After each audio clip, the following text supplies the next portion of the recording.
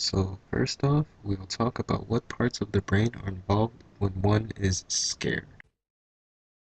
Fear in the brain is a result of activity from 5 particular regions: the sensory cortex, the thalamus, the hypothalamus, the hippocampus, and the amygdala.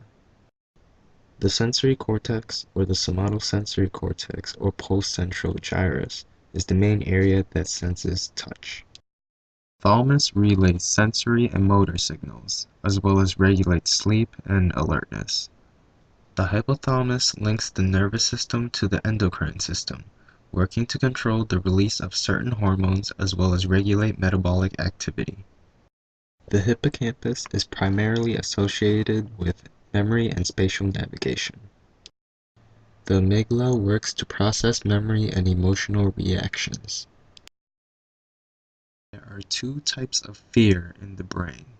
The first is fight or flight, an instant type of fear that causes immediate reaction to a possible threat as a survival instinct. This reaction is the result of a message in our brain taken from sensory information like sight or hearing, which is processed by the thalamus.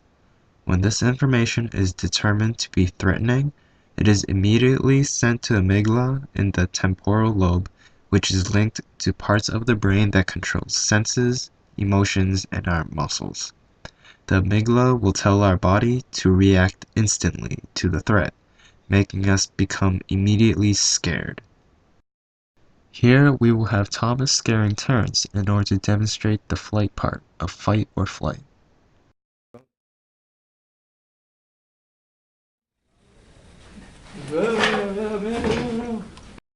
And here we have a video demonstrating the fight part.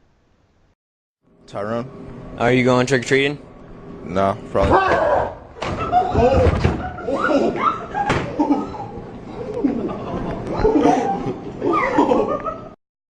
The other type of fear is anxiety and dread.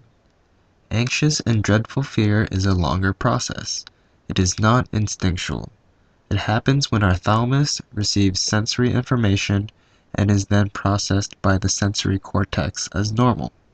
When this information is processed by the hippocampus, it is then determined to be a threat based on memories and information held in the hippocampus. The hippocampus then signals to the amygdala, which activates an emotional response to the threat, which results in a drawn-out, dreadful feeling.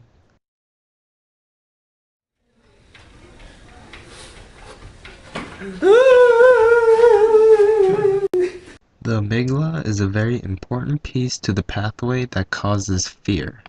A woman who was involved in a case study had no amygdala and was said to be literally fearless. So SM is one of the most famous case studies in all of affective neuroscience. She's a woman who is currently, I think, in her 40s.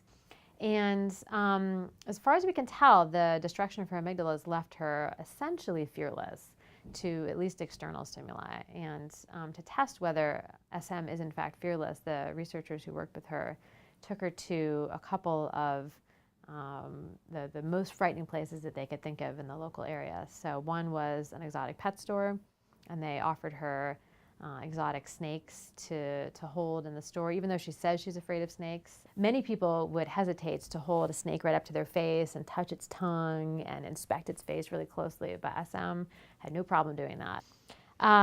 They also took her to a place that's, it is at least called the most haunted house in the United States. And they decorate it up for Halloween, and they have people, the staff, dressing up as monsters and things to try to scare people.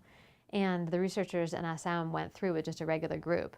And all the other people who were in the group, as soon as they were in this haunted house, it was apparently very spooky, were, huddling together, and they were really slow to go around corners. And SM was taking the lead and saying, "Come on, guys, follow me." And she would be the first around the corners. And when the monsters jumped out and tried to scare her, apparently she would scare them sometimes because she had no fear response to them, which they were not expecting. And so what was really interesting about this is that SM is not emotionless. She experienced a lot of curiosity and excitement, which we think are governed by other regions of the brain predominantly. But she just doesn't seem to have any normal anticipatory fear response. But her lack of a fear response gets her in trouble. So she apparently walks home in the evenings through sort of a vacant lot, and she was mugged there at one point, and I think at knife point.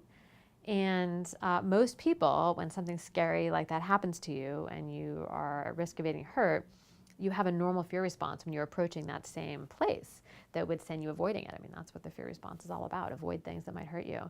And she doesn't have that response, so she continues to take that same route home every night by herself. Thank you for watching, and do remember, fear is technically a good thing. Or maybe not.